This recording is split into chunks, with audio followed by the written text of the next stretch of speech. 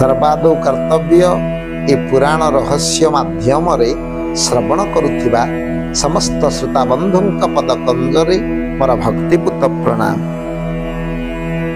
आसंतु पुराण रहस्य माध्यम सुंदर कथावस्तुटे उपस्थापन करी। प्रथम आपण मानक आगरे भागवत महापुराण सुंदर पदटे मुझुची। मनर मूले ए जगत प्राणीए मनर आयत।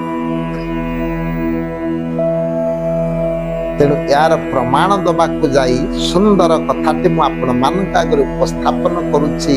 मनर मूले ए जगत प्राणीए मनर आयत। आज्ञा दुई जन बंधु थे, सुदाम एवं सुबल। ये सुदाम सुबल एमती भाव अंतरंग बंधु। ये कथा मु कहीं उपस्थापन करुच्ची आपण मानक आगे प्रकृत प्रमाण दर्शेबा। जी भागवत महापुराण जो पदटा मु आवृत्ति करिछि, मनर मूले ये जगत प्राणीए मनर आयत। दुई जन बंधु को नहीं आज कथा वस्तु गति कर। सुदाम सुबल दुई जन जो अंतरंग बंधु, जड़े जन को क्षणे न देखिले तांको भारी अतिष्ठ लगे। तेणु जुआड़े जाती दुई जन जाक सांग एक साथी जाती, बजार को गले दुई जन सांगरे जाती, आउ कौन जेकोसी कर्म गले दुई जन कई कार साथी को छाड़ती ना। या कर्म दुई जन साथी हुंती, ता कर्म दुई जन साथी हुंती। सुदामर कर्म पड़िले सुबल ता संगरे जाती, सुबलर कर्म पड़िले सुदाम सहित जाती। ये होचंती पूरा आंतरिक बंधु। दिनक सुदाम सुबल रास्तार जाऊ जाऊ जाऊ जाऊ दी जनक मध्य कथा पड़िला। कहला सांग सुबल रे, कहले कौन कहूचु रे सुदाम?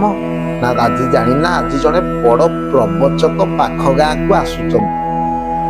सी प्रवचन देवे, बहु लोकंकर समागम हेबो। केते धर्म कथा, केते शास्त्र कथा, केते पुराण कथा, केते गीता कथा, भागवत कथा, तत्वमूलक कथा से आलोचना हेबो। तेणु सुबल कहूची सुदाम रे, आज आमे सांग होई सेठी जिबा, सेठी टिके प्रवचन श्रवण करी। सुदाम कहले नाई भाई आज प्रवचन सुनिया पाई जिबा। नाई नाई नाई नाई मु बहुत दिन रु कथा देइची, आज मु बेश्यालय को जीवी। ता संगरे मोर आगरु कथावार्ता होईची, बेश्यालय को जीवी बोली मु ताको कथा देई देइची। तेणु आज मु प्रवचन सुनिया पाई जीवी। सुबल कहूची भाई रे, सांग होई आमे प्रवचन को जाई थांते। केते महात्मा जनक आसीचंती, बहुत दूररू आसीचंती। केते प्रभु कथा, केते हरि कथा बखाणीबे, केते शास्त्र पुराण नीति कथा आमे सुनिबा। सुदाम कहला नाई रे, मु तो बेश्यालय को जीवी बोली कथा देइची, मु आज तो सांगरे केबे जीवे नहीं। कहले ठीक अच्छी भाई, आज मुझे श्रवण करिया को। सुबल कहले मु जीवी सत्संग को, सुदाम कहले मु जीवी बेश्यालय को। तेणु आज आज्ञा ये जीवन दशा मध्यरे, जीवकाल मध्यरे आज दुई जनकर दुई आड़ को गति है। जड़े गले प्रवचन समारोह को, जड़े गले बेश्यालय। ये सुदाम सिना बेश्यालय को जाइछि, हेले बेश्यालय निकटरे, बेश्या निकटरे जाई रंग रहस्य करुछि सत्य, केते कथा कहूछि सत्य। हेले मन अछि आया प्रवचन सभा। कहले मो साथी सुबल चली जाइछि आज प्रवचन सभा को। केते हरि कथा पढ़ुथब, केते गीता भागवत कथा चर्चा हेउथबो, केते महत्ववाणी से श्रवण करुथिबो, केते प्रभु कथा अंतरंग प्रभुंकर केते रूप वर्णना, केते गुण वर्णना महापुरुष करुथिबे, प्रवचक करुथिबे, से श्रवण करुथिबो। धन्य हे गला मु केड़े पापिरी, मु आसिले आज बेश्यालय। मने मने विचार करुछि आज्ञा सुदाम। हेले सुबल जो अच्छी आज्ञा प्रवचन क्षेत्र रे, प्रवचन कान रे बाजुची सत्य, हेले प्रवचन रे तार मन लागू ना। सदा बेले चिंता करुछि, अरे मो सांग सुदाम जाइछि बेश्यालय को, बेश्या सहित केते मधुमय मुहूर्त तार कटि जाउथबो, ता संगरे केते रंग रहस्य से मातिथबो। ପ୍ରବଚନରେ ବସିଛି ସତ୍ୟ, କାନରେ କଥା ଗୁଡା ବାଜୁଛି, ହେଲେ ମନ ପ୍ରାଣଟା ଅଛି ତାର ସେଇ ବେଶ୍ୟାଳୟ ନିକଟରେ। ସୁଦାମ କଥା ଚିନ୍ତା କରୁଛି, ବେଶ୍ୟା ସହିତ କେମିତି ରଙ୍ଗ ରହସ୍ୟରେ ମାତି ଯାଇଥିବ ବୋଲି ଭାବୁଛି।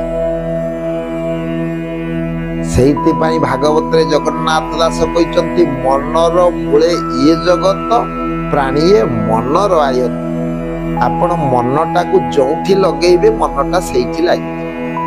ତେଣୁ ଇଏ ପ୍ରବଚନ ସମାରୋହରେ ରହି ମଧ୍ୟ ସୁବଳର ମନ ବେଶ୍ୟା ନିକଟରେ ରହିଛି। ସୁଦାମ କଣ କରୁଥିବ ସେଇ କଥା ଚିନ୍ତା କରୁଛି। ସୁଦାମ ଆଜି ବେଶ୍ୟାଳୟରେ ରହି ମଧ୍ୟ ପବିତ୍ର ପ୍ରବଚନ ସଭାର କଥାକୁ ଚିନ୍ତା କରୁଛି। କେତେ ହରି କଥା ପଡୁଥିବ, କେତେ ପ୍ରଭୁଙ୍କର ଗୁଣଗାନ। ଇଏ କର୍ମ ଯେ ଯାହା କରଣୀର ଫଳ, ଭୋଗ ଭୁଞ୍ଜଇ ମହିତଳ। କିଛି ଦିନ ପରେ, ବହୁ କିଛି ଦିନ ଅତିକ୍ରମ ହେଲା ପରେ ଦୈବାତ ତାଙ୍କର ବାର୍ଦ୍ଧକ୍ୟ ଆସିଯାଇଛି। ଧୀରେ ଧୀରେ ସେମାନେ ଏକା ଦିନରେ 2 ଜଣ ସାଙ୍ଗ ମୃତ୍ୟୁବରଣ କଲେ। ଇଏ ମୃତ୍ୟୁବରଣ କରିବା ବେଳକୁ ଯମଦୂତ ମାନେ ଆସିକିରି ପହଞ୍ଚିଲେ, ବିଷ୍ଣୁଦୂତ ମାନେ ଆସିକିରି ପହଞ୍ଚିଲେ। ଯମଦୂତ ପହଞ୍ଚିଲେ କାହାଙ୍କ ନିକଟରେ? ନା ସୁବଳ ନିକଟରେ ଯମଦୂତ ପହଞ୍ଚିଗଲେ। ସୁବଳ ନିକଟରେ ଯମଦୂତ ପହଞ୍ଚିଲେ, ବିଷ୍ଣୁଦୂତ ପହଞ୍ଚିଲେ ସୁଦାମ ନିକଟରେ। ଆଜି ବିଚାର ଚାଲିଲା ଯେ ସୁଦାମ ଯାଇଥିଲେ ବେଶ୍ୟାଳୟ, ବେଶ୍ୟା ସହିତ ନର୍କ୍ୟ ଭାବରେ ରହିଲେ, ରଙ୍ଗ ରହସ୍ୟରେ ମାତିଲେ, ଅଥଚ ସେଠି ଅଛନ୍ତି ବିଷ୍ଣୁଦୂତ। ଏଠି ଆଜ୍ଞା ସୁବଳ ଥିଲା ପ୍ରବଚନ ସଭାରେ, ସୁବଳ ନିକଟରେ ଯମଦୂତ। ତେବେ ଆଜିର ବିଚାର ହଉଛି ଆଜ୍ଞା, ଯମଦୂତ କାହିଁକି ସୁବଳ ନିକଟରେ, ବିଷ୍ଣୁଦୂତ କାହିଁକି ସୁଦାମ ନିକଟରେ? ନା ବେଶ୍ୟାଳୟରେ ରହି ମଧ୍ୟ ସୁଦାମର ମନ ଥିଲା ପ୍ରଭୁଙ୍କ ନିକଟରେ, ସତ୍ସଙ୍ଗରେ ମନ ଥିଲା, ମହାପୁରୁଷଙ୍କ ନିକଟରେ ମନ ଥିଲା, ମହାପୁରୁଷଙ୍କ ବାଣୀ କଥା ଚିନ୍ତା କରୁଥିଲା। ଶାସ୍ତ୍ର ପୁରାଣ କେତେ ସୁନ୍ଦର ଭାବରେ ଚର୍ଚ୍ଚା ହେଉଥିବ। ଏଠି ରହି ମଧ୍ୟ ତୁଡ଼ି ଯେସନେ ପଙ୍କେ ଥାଇ, ତା ଦେହେ ପଙ୍କ ନ ଲାଗୁ। ବେଶ୍ୟାଳୟରେ ରହିଲେ ମଧ୍ୟ ମନ ପ୍ରାଣ ଥିଲା ପ୍ରଭୁଙ୍କ ନିକଟରେ, ସତ୍ସଙ୍ଗରେ ମନ ପ୍ରାଣକୁ ନିବେଶ କରିଥିଲା। ସୁବଳ ସତ୍ସଙ୍ଗରେ ରହି ମଧ୍ୟ ଏ ମନକୁ ଆୟତ୍ତ କରିପାରିଲା ନା, ମନ ରହିଲା ଯାଇ ଆଜ୍ଞା ବେଶ୍ୟାଳୟରେ, ବେଶ୍ୟା ନିକଟରେ ନର୍କୀୟ ଭାବନାରେ ସେ ବୁଡ଼ି ରହିଲା। ତେଣୁ ଯାଦୃଶୀ ଭାବନା ଯସ୍ୟ, ଯାହାର ଯୋଉ ପ୍ରକାର ଭାବନା ସେଇ ପ୍ରକାର ଫଳ ତାକୁ ଭୋଗିବାକୁ ପଡ଼ିବ। ତେଣୁ ମୋର କହିବାର ଉଦ୍ଦେଶ୍ୟ, ସାର ମର୍ମ, ଯେ ଯାହା କରଣୀର ଫଳ ଭୋଗ ଭୁଞ୍ଜଇ ମହିତ। ତେଣୁ ମନର ମୂଳେ ଇଏ ଜଗତ, ପ୍ରାଣୀଏ ମନର ଆୟ। ମନ ଗୁଣେ ଫଳ। ଯୋଉ ପ୍ରକାର କର୍ମ ସମ୍ପାଦନ କଲେ ମନକୁ ଆପଣ ଯୋଉଠି ଲଗେଇବେ ସେଇ ପ୍ରକାର। ଖରାପ ମାର୍ଗରେ ଲଗେଇଲେ ଖରାପ ଭାବକୁ ମନ ଚାଲିବେ। ଯଦି ସତ୍ ମାର୍ଗରେ ସତ୍ ଚିନ୍ତାରେ ମନକୁ ନିବେଶ କରିବେ, ନିଶ୍ଚିତ ମାର୍ଗରେ ମନଟା ସତ୍ ମାର୍ଗୀ ହେବ। ତେବେ ଇଏ ଭାଗବତ ମହାପୁରାଣରୁ ଯୋଉ ପଦଟା ମୁଁ ଆଣିଥିଲି, ଆଉ ଅଧିକ ସମୟ ମୁଁ ଆପଣମାନଙ୍କର ନେବି ନାହିଁ। ଆଜି ସ୍ୱଳ୍ପ ସମୟର କଥାବସ୍ତୁକୁ ମୁଁ ଏଠି ବିଶ୍ରାମ ଦଉଛି। ପରବର୍ତ୍ତୀ ଅଧ୍ୟାୟରେ ଆଉ ଗୋଟିଏ ସୁନ୍ଦର କଥାବସ୍ତୁ ନେଇ ଆପଣମାନଙ୍କ ଆଗରେ ମୁଁ ଉପସ୍ଥାପନ କରିବି। ସେ ସର୍ବେ ଭବନ୍ତୁ ସୁଖୀନା, सर्वे सन्तु निरामया, सर्वे भद्राणि पश्यन्तु, मा कोचित् दुःखभाग् भवेत्। ओम शान्ति, ओम शान्ति, ओम शान्ति।